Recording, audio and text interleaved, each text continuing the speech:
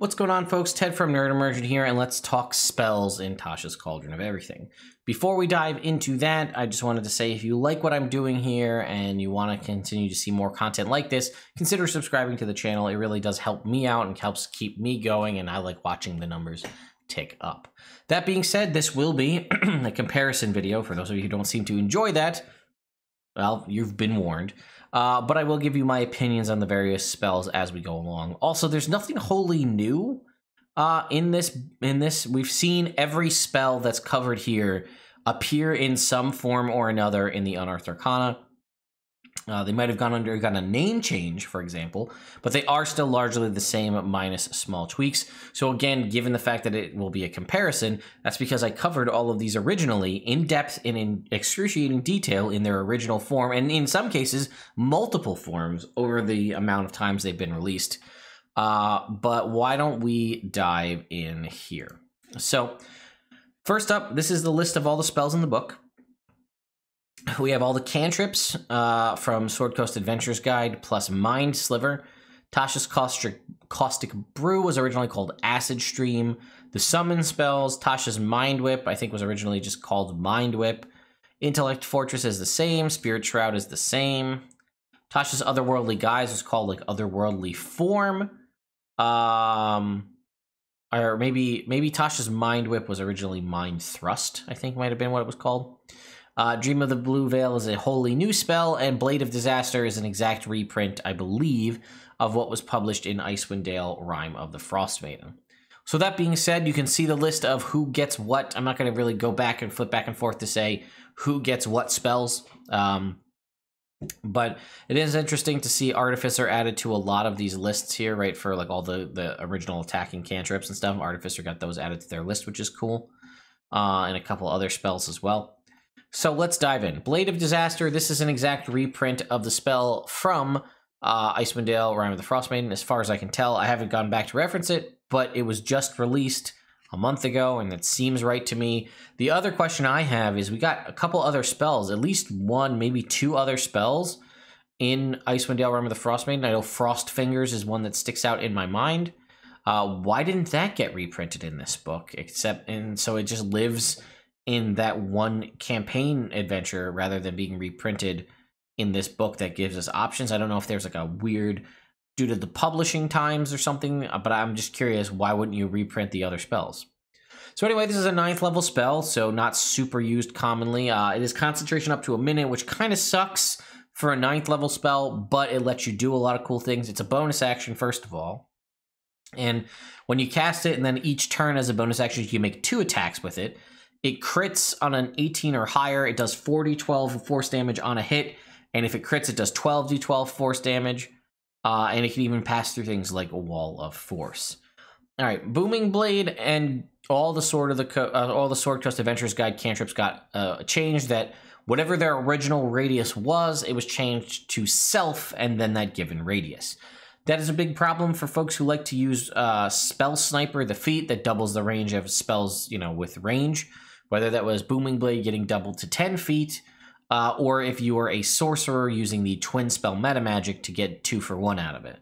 So, downside here is maybe this is the way it was always supposed to be, but I don't know if I would have hard limited it to a radius. That would have been my thing for Booming Blade and Green Flame Blade. I would have just made it range self, and then I would have said for the text where it says you brandish a weapon used in the casting and make a melee attack against a creature within 5 feet of you. I would just say with your make a melee attack against a creature within your within the range of your weapon or something, because this now hard limits you from pretty much using any ranged any reach weapon, rather, like a whip or a halberd or a glaive. I guess you could still use it, but only use it to attack something within 5 feet. So even though I have this whip that can attack people 10 feet away, as long as I use Booming Blade on it and attack them to attack someone within 5 feet, then I'm fine, but 10 feet's too much. So Spell Sniper would have allowed you, when it was just a 5-foot radius, to double that to 10 feet, which would have been very cool. It also would allow a sorcerer to sort of get extra attack in a way by using Booming Blade or Green Flame Blade with Twin Spell, attacking 2 creatures, sort of getting 2 for 1 there. I don't know why they want to limit it. I guess it seems like they want to limit it to maybe to one-handed weapons. Even though a whip is technically one-handed and has 10-foot reach. I don't know what the thought process is. I'm really actually kind of confused onto that. I'm fine with you wanting to limit it to self because you don't want to allow it to work with Twin Spell. That's fine. I get that. Maybe that was the whole reason.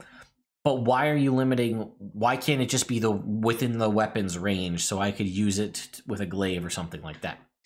The other big change is they added material. The material component is a weapon worth at least 1 silver piece, which in theory eliminates certain spells like Shadow Blade, which, to be honest, I never thought that worked in the first place. It just never clicked in my head to create an ethereal shadow weapon, which technically counts as a weapon, which would have worked in the old wording, so I could have cast Shadow Blade and then Booming Blade on my Shadow Blade, and then done a ton of damage with 1 attack with a bonus action and then an action.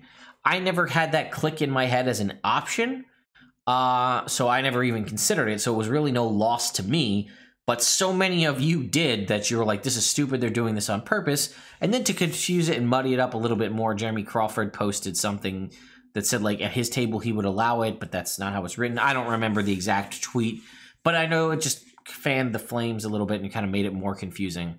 But either way, I don't really think I need to cover these cantrips because they've been in existence in the game for 4 years, and most people, if not everybody's been using Booming Blade and Green Flame Blade.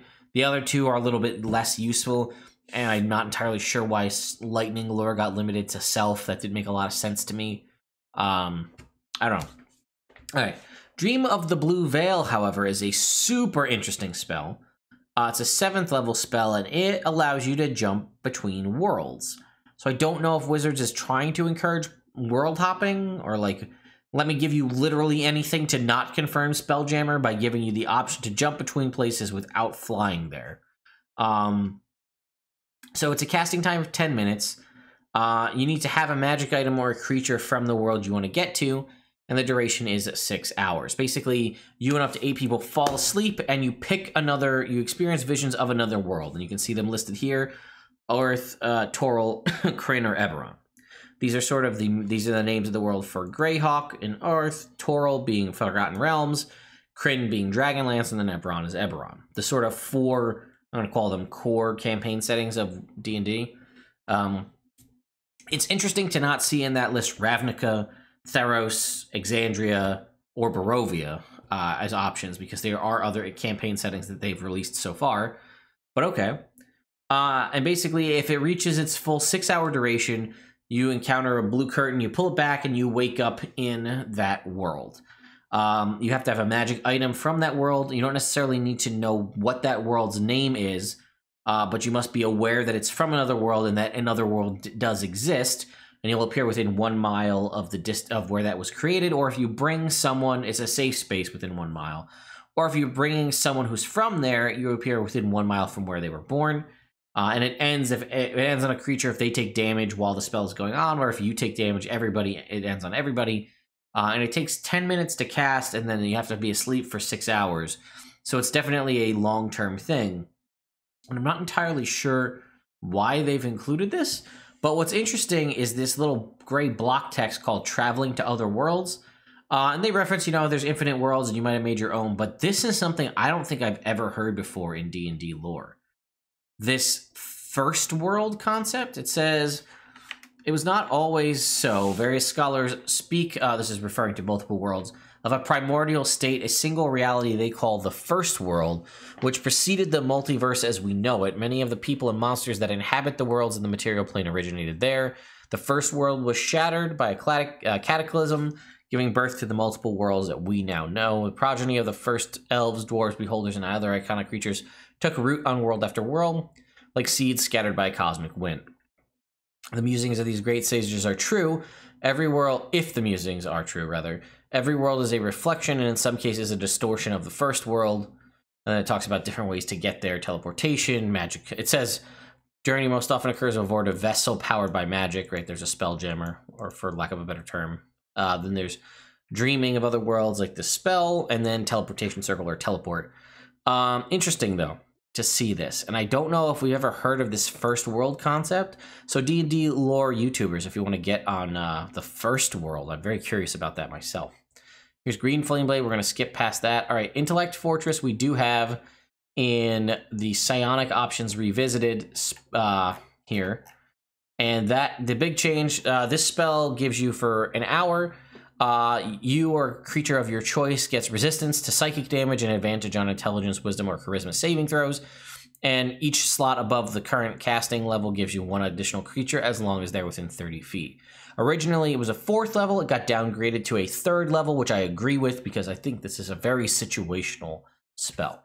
If you find yourself, like in this cool art, being attacked by mind flayers constantly, yeah, this spell should definitely be in your in the tank ready to go, because resistance to psychic damage and then advantage on those saving throws is great, especially because like Mind Blast is an intelligence save, so not a lot of people are very good in those. Some are, you know, certain casters and the like, but not too often. So I think this spell is super situational, and the fact that you're going to concentrate on it for up to an hour means you're hard limiting what you can cast. But if the fact that it is an hour does mean you're able to possibly use this outside of combat and then, you know, prep to go into combat. But it's concentration, which kind of sucks, but I understand it. I don't know. All right, then we've got Lightning Lore here. This one I never understood why they had to change the range to self. So you create a whip, I guess maybe, I'll explain maybe. You create a Whip of Lightning. This is the cantrip from Sword Coast Adventure's Guide, and it pulls. You target someone within 15 feet, they make a strength save or be pulled 10 feet towards you, and they take a d8 lightning damage if they're within 5 feet of you. So in theory, if you doubled the range of this to 30 feet, then it sucked. You would make it go out to 30 feet, grab somebody, you could pull them 10 feet towards you, and then that was it. Maybe that's why, because it's a force pull, but they get to make a strength save, so I don't know. Maybe that was just to clean up the wording there. Who knows? Mind Sliver, we've covered this one in the past. It's pretty much remained exactly the same, but I love this spell. It's an action, and you create a spike of psychic energy against a creature. They must make an intelligence save, which is awesome, because not a lot of things have great intelligence saves, especially when you're lower level. They take a d6 psychic damage and subtract a d4 from the next saving throw they make before the end of your next turn. So you can actually set this up to work for you or your allies, because it lasts till the end of your next turn, and then it scales on cantrip scaling levels, adding a d6 to each time, so up to 46 at level 17. All right, Spirit Shroud. This is one we did have before in the, I think this is in the Spells and Magic Tattoos Unearthed Arcana. I think this is pretty much, actually there are some significant changes to this. So this is a buffing, or I guess an additional damaging spell. So originally, it was a bonus action to cast, lasts for a minute, and choose spirits, either good or evil.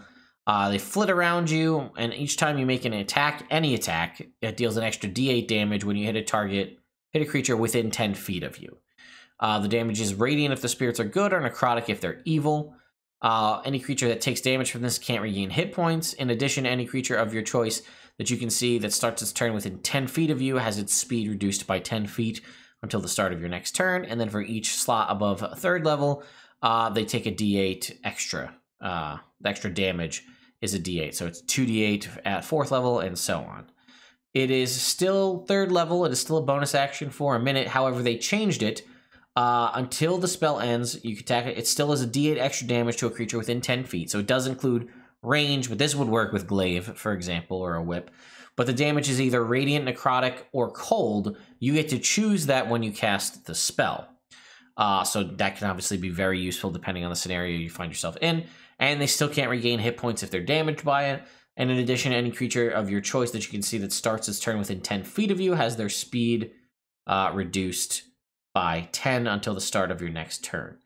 And yeah, that's pretty great because it's of your choice, so you don't have to choose your allies to reduce their speed, but it's any creature, and you don't have to, any creature of your choice that you can see starts this turn within 10 feet has its speed reduced by 10. Yeah, which is also great because that doesn't require you to use your reaction. That is just an always on thing, and it still does have the increased damage. However, that was changed. When you cast this spell using a slot of 4th level or higher, the damage increases by a d8 for every 2 slot levels above 3rd, whereas it was each slot above 3rd originally. So this is sort of like almost like a poor man's Spirit Guardians in a lot of ways. It is concentration for a minute. It is a bonus action to do so, though, so you can use that and then still use your full complement of attacks. It is a necromancy spell, so I think clerics and paladins do get access to this, which is nice. You could, in theory, I think warlocks get this too, so you could possibly use this as a hex replacement in a lot of ways, because at some point it's almost going to be as good as hex, but it has extra benefits in that it's any attack you make. The only difference is hex works out to the full range of your Eldritch Blast, or at least out to a certain distance for your Eldritch Blast. This only works out within 10 feet, but if you say maybe your Hex Blade, this could be a nice hex replacement, dealing extra damage, getting a damage type changes, and the reduction of speed, and as well as healing. Since Paladins no longer canonically get an expanded spell list that includes Spirit Guardians, they do get this one. So this could be adding extra damage to when you're casting and when you're smiting and stuff, although you probably might be overall better off to just use your spell slots for smite. But, you know, it's an option. It's a nice buff damaging spell. It would be a good alternative to possibly haste in some situations. I like it. I'm just not 100% sold on it.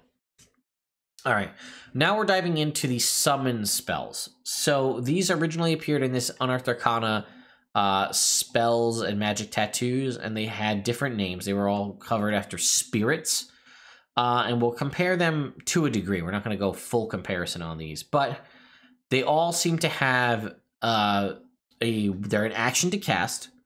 They are all, I believe, conjuration spells. They all have a verbal, somatic, and material component. They all are concentration up to an hour, and the material component all seems to have some kind of cost. And then they all also give you a stat block associated with it, and the stat block does different things. And they also have the same, I think, set of rules each time. So, okay, call forth. So aberration is up first. Call forth a spirit from the far realm, or at least there was more. Actually, originally it said you called a spirit from the far realm, and then here it just says you call an aberrant spirit. And you get to choose. A lot of them also have choices. Choose a specific type, and it gives you different options. The options for this one are Beholderkin, Slotty, or Starspawn. They resemble the creature of your choice. They disappear after the time lot or when they hit 0 hit points. It is friendly to you and your companions. And here it is. In combat, it shares your initiative count, but it takes its turn immediately after yours. It obeys your verbal commands. No action by you. If you don't issue any, it defends itself. And then this, I don't know if it was originally this way. Actually, I think it was.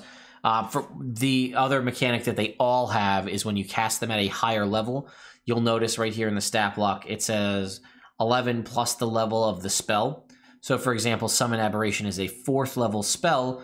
So if you cast it at that, your AC is 15. But if you cast it using a 5th level slot, your AC is now 16. So that's sort of a mechanic that appears across all of these.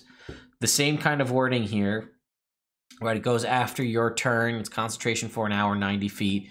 And then the increased spell slots increase what they do. I think what we'll probably do is just compare the first one. I know one of them got a name change, and then we'll just go through with the new book. So let's take a look at the Aberrant Spirit here. So 11 plus the spell's level is the AC. Original HP was the Aberration's Constitution modifier, which here is 2. Your spellcasting ability modifier plus 10 times the spell's level. Wow, that was a lot. But they just removed 10 times the spell's level and just made it a static 40 now. 40 plus 10 for each level of the spell above 4th. So that they kind of removed some of the unnecessary math, if you will, and just kind of condensed it down. Still had 30-foot movement speed, 30-foot fly speed if it's a Beholderkin. Looks like the stats are exactly the same. Immune to Psychic, Dark Vision, Deep Speech. All right, so Slotty had regeneration. Originally, it got 10 hit points back at the start of its turn if it had at least 1 hit point. Now that's down to 5. Whispering Aura for the Starspawn at the start of each of its turns.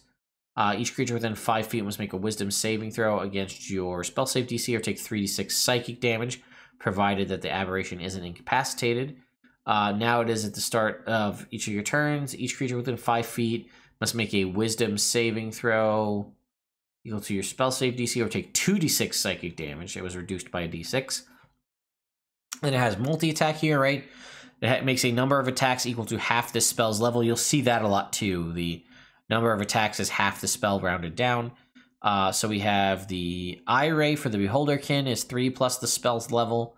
Does a d8 plus 3 plus the spell's level and psychic damage. The range is 30 feet. Originally, it is now bumped way up to 150 feet. That's a big change. Still a d8 plus 3 plus the level's psychic damage, so that works out. Claws on the Slotty is plus 3 plus the spell level, a d10 plus 3 plus the spell's level and slashing damage, and if it's a creature, it can't regain hit points until the start of its next turn. That's the same. And oh wait, it was your spell. Sorry, it was originally 3 plus the spell's level to hit for all of them. Now it is your spell attack modifier to hit for all of them. So that, I forgot, that's something you'll also see. It's now switched to your spell attack modifier to hit. And Psychic Slam for the Star Spawn was a d6 plus 3 plus the spell's level and psychic damage. That has been upgraded to a d8 plus 3 plus the spell's level. So you can kind of see there's some changes. For the most part, seems to be for the better. Summon Beast, again, we see the same things across the board, but the material component is 200 gold for the second level spell as opposed to 400 gold for the fourth level. This was choose a beast of air, land, or water. This is the same thing. All that's the same. So let's see. I just take a quick look. Is everything the same? 30 foot. Yeah, swim speed. Yep, 20. Okay. So they changed up the hit points. You can see here equal to the, it had like another one of those calculations for the hit points. It's now 20 for the air, 30 for water and land, and then plus 5 for each of the spells level above second. Again, this is only a second level spell. Looks like the stat block is the same though. Flyby for the air, water breathing. Oh look, it used to be amphibious. It could breathe air and water. Now it is just water only. It's water breathing. It can breathe only underwater. So they changed that to not make it an amphibious creature. It is now just completely underwater. In land and water, interestingly enough, both get pack tactics, which they originally did. And it has multi-attack, again, similar to what we talked about. Spells level rounded down.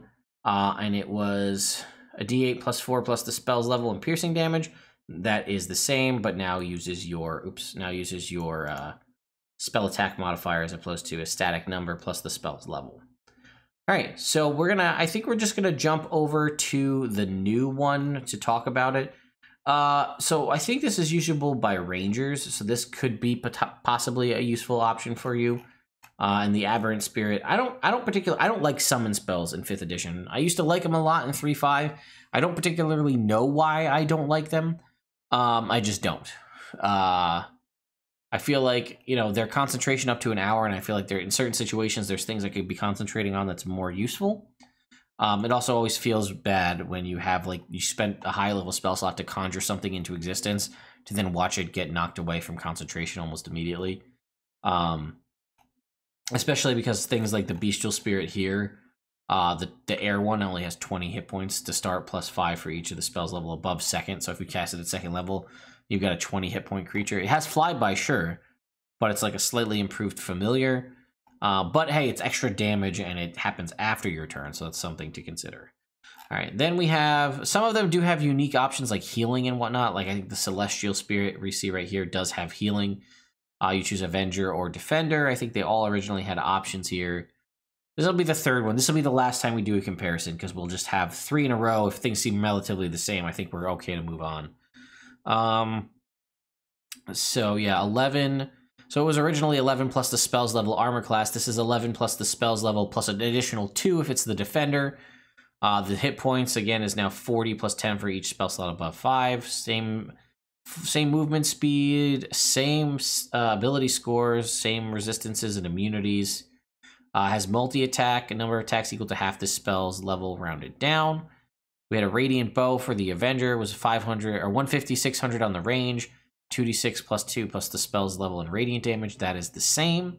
Radiant Mace was a d10 plus 3, and the Celestial can choose itself or another creature within 10 feet. They get temporary hit points equal to the damage dealt, provided they don't have temporary hit points. That That was changed to be a D10 temporary hit points. That's a big shift. And then healing touch once per day originally was touches a target. They get 2d8 plus the spell's level in hit points. That is the same. Okay, so now we're going to just jump back to the full screen and keep going. Summon Construct, right? We get a construct made of clay, metal, or stone. And then what does it get here? So 13 plus the spell's level, a little higher armor class. 40 plus 15 for each level of the spell, so a little bit higher on the hit points there as well. A little bit stronger stat block wise. This is, I think, a 4th level spell, right? Yeah. A lot more immunities to conditions as it is a construct. It has heated body for the metal option, rather. A creature that touches it, or hits it with a melee attack within 5 feet, takes a d10 fire damage. That is a nice little benefit there. Or stone lethargy, when a creature, the construct can see starts its turn within 10 feet of it, you can force it to make a wisdom saving throw. On a failure, they can't use reactions, and its speed is halved. Multi-attack. Attacks equal to the spell's level rounded down. Half the spell's level rounded down, rather. We have a slam attack for a d8 plus 4 plus the spell's level in bludgeoning damage. And then the clay option has Berserk Lashing. When it takes damage, it makes a slam attack against a random creature within 5 feet. If no creature is within reach, it moves up to half its speed towards an enemy without provoking attacks of opportunity. I don't particularly love this one either. I think the Clockwork Soul Sorcerer gets it as like a freebie, which is kind of nice, but I don't particularly love this one. I don't see myself using it, other than like the retributive fire damage could be good, I guess. I don't love it. Summon Elemental. Continuing on here, we're going to have different forms for this. We have 11 plus the spell's level, 50. This is a 5th level? No, 50 plus 10 for each level above 4th. We have 40-foot movement speed, Burrow for the earth one, Fly for the air one, and Swim for the water one. We have resistances based on our type. Water gets acid resistance, air gets lightning and thunder resistance, and piercing and slashing resistance from the earth one. All of them are immune to poison, and so is the fire one. Immune to fire. They can squeeze through a narrow space as much as 1 inch wide, as they're basically just made of an element. And they make a number of slam attacks equal to half the spell's level rounded down, doing a d10 plus 4 plus the spell's level in bludgeoning damage for air, earth, and water, or fire damage for the fire elemental. Again, I'm not like a huge fan of this one either. Summon Fae. All right, 12 plus the spell's level. This is only a 3rd level spell, though. 30 plus 10 for each of the spell's level above 3rd. 40-foot speed, so a little bit faster. Immune to charm. It can make, let's see. Makes attacks equal to half the spell's level rounded down with a short sword. Now, this short sword does a d6 plus 3 plus the spell's level plus an additional d6 force damage. So we're getting some extra damage here that we wouldn't normally have. And we have bonus actions for the first time on one of these creatures, I believe. It can magically teleport 30 feet to an unoccupied space, sort of like a Misty Step. And then one of the following effects happens. Fuming, it has advantage on attack rolls. The next attack roll it makes before the end of this turn. It can force one creature within 10 feet to make a wisdom save or be charmed for 1 minute. Or they can fill a 5-foot cube within 5 feet of them with magical darkness. Pretty good options there. That's actually got a lot of versatility, so I kind of like that one the best so far. Summon Fiend is a 6th level spell, and we get to choose Demon, Devil, or Yugoloth. 12 plus the spell's level in AC, 50, 40 for Devil, 50 for Demon, 60 for Yugoloth, plus 15 for the spell's level and above. 40-foot movement speed, climb speed for the Demons, fly speeds for the Devils. They are all resistant to fire and immune to poison in the poison condition. The Demon gets death throws. When it drops to 0 hit points, it explodes, and each creature within 10 feet must make a dex save or take 2d10 plus the spell's level in fire damage, or half on a success. The Devil gets Devil's Sight, so it can see in magical darkness, and they all have advantage on saving throws against magical effects. A number of attacks equal to the half the spell's level rounded down, and then we have a Bite for the Demon. Does a d12 plus 3 plus necrotic damage equal to the spell's level. The Yugoloth gets Claws, a d8 plus 3 plus the spell's level, but immediately after the attack hits, they can magically teleport up to 30 feet to an unoccupied space. And the Devil gets the only ranged spell here with a 150-foot range of Hurl Flame, 2d6 plus 3 plus the spell's level. If the target is flammable, object that isn't being worn or carried, it catches fire. We have Summon Shadow Spawn here. I think this was originally called Summon Monstrosity in the Unearthed Arcana. We choose an option for Fury, Despair, or Fear. This is also a 3rd level one. We get a Shadow Spirit, 11 plus the spell's level for the hit, or the AC, 35 plus 15 for each spell level above for hit points, 40-foot movement speed. Resistance to Necrotic, immune to Frightened. The Fury one can get Terror Frenzy, has advantage on attack rolls against frightened creatures, or the Weight of Sorrow for the Despair. Any creature other than you that starts the turn within 5 feet of the spirit has its speed reduced by 20 feet until the start of that creature's next turn. Multi-tack, as per usual. Chilling Rend, they all have a d12 plus 3 plus the spell's level and cold damage. They also all have Dreadful Scream. Each creature within 30 feet of it must make a wisdom save or be frightened by the spirit of up to 1 minute. They can repeat the saving throw at the end of their turns. And Shadow Stealth for the Fear option while in dim light or darkness. It takes the hide action as a bonus action. I think I might like the Weight of Sorrow one the best, than just the free movement reduction whenever you're within it, 5 feet of it. That's pretty cool. And then lastly, I think we're at the last one here is Summon Undead.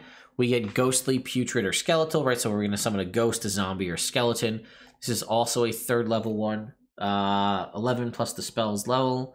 30 hit points for Ghostly and Putrid, 20 for Skeleton, plus 10 above for each spell level above 3rd. They're all immune to necrotic and poison damage. They all have immunity to exhaustion, frightened, paralyzed, and poisoned. Festering Aura for the putrid one. Anyone that starts within 5 feet of it, other than you, the caster, must succeed on a con save or be poisoned until the start of their next turn. The ghost can become incorporeal, can move through creatures and objects as if they were difficult terrain, and will be shunted out of them, taking a d10 force damage. And then it has a series of attacks. Deathly Touch for the ghost, a d8 plus 3, plus the spell's level and necrotic damage. And they have to make a wisdom save or be frightened until the end of the target's next turn. Grave Bolt for the skeleton. It's got 150-foot range, 2d4 plus 3 plus the spell's level and necrotic damage.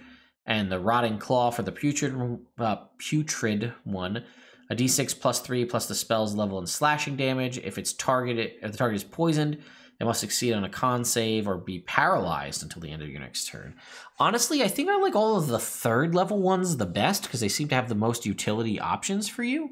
Summon Undead, Summon Shadow Spawn, and Summon Fae. But again, I'm not a huge fan of Summon Spell, so I don't really have a lot to say. We talked about Sword Burst. I can understand this one sort of being like an AoE cantrip and you wanting to limit it to only 5 feet around you, as opposed to possibly 10 feet with the original version. So nothing really to talk about there.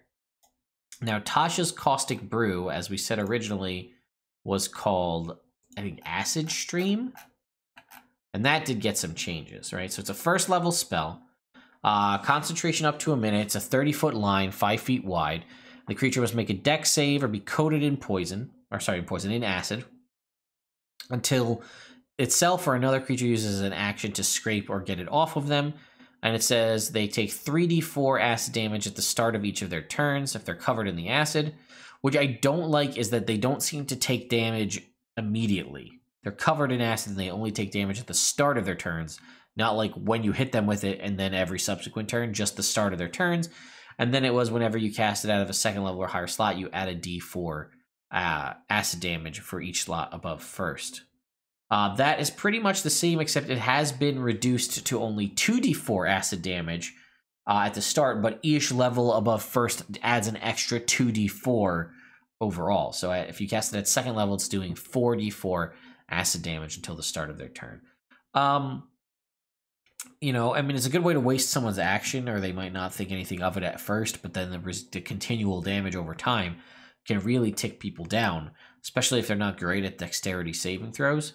You could probably just melt someone away like a giant or some like big lumbering creature with acid, which would be pretty cool in the long run. But the concentration kind of kills it for me. I get it. Like you could. This is also I also can't complain too much because it's diversifying damage types. We have so many fire damage spells. It's nice to see a new acid spell. Then we have Tasha's Mind Whip here, which was originally called, I believe, Mind Thrust. Originally, yes, it was. So it was originally 1 action, 90 feet for 1 round. Let's see.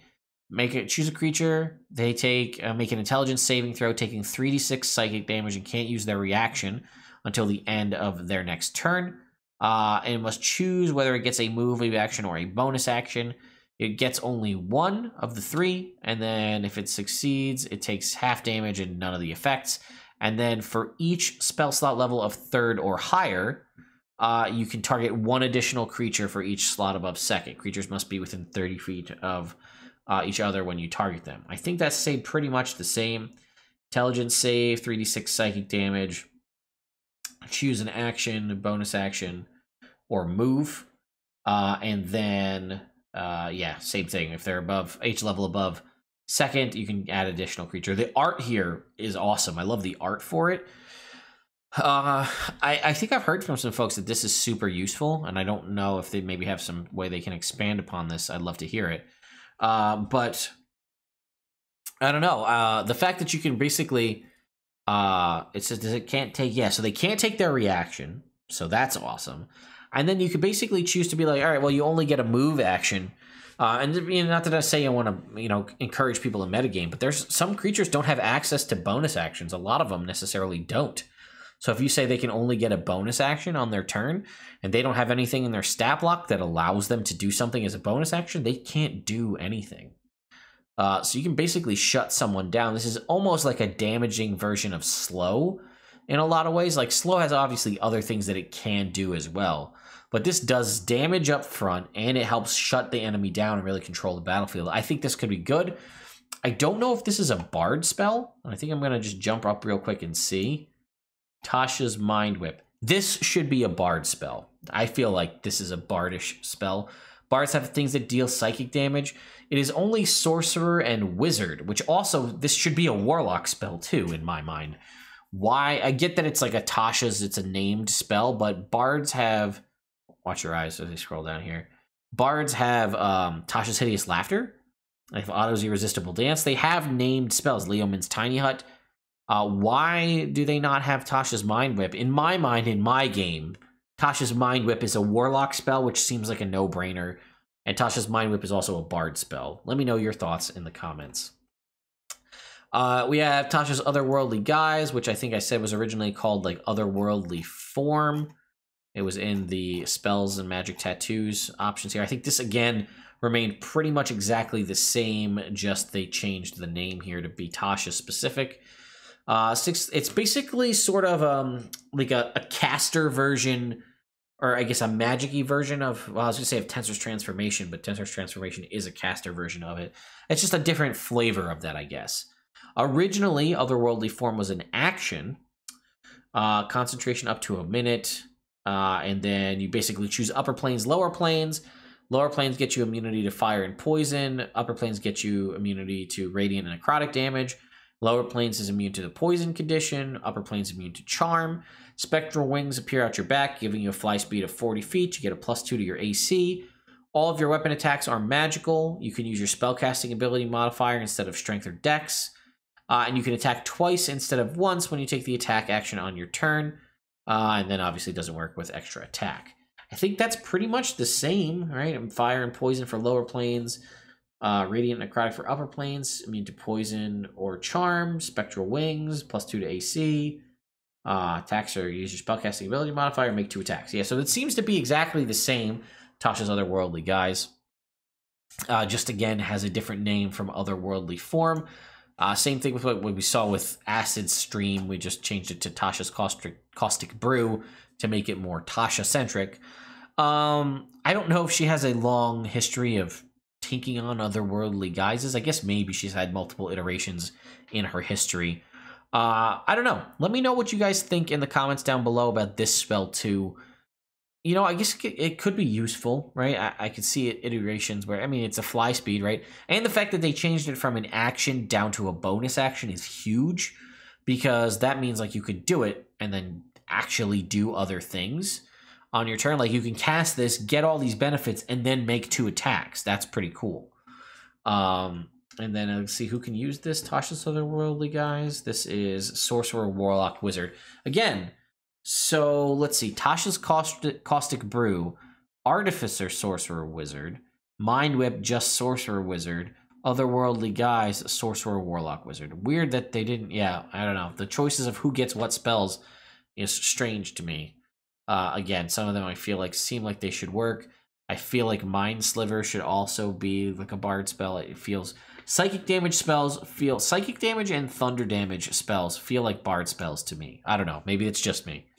Let me know your thoughts in the comments down below. Again, I don't really love the summon spells. They don't really...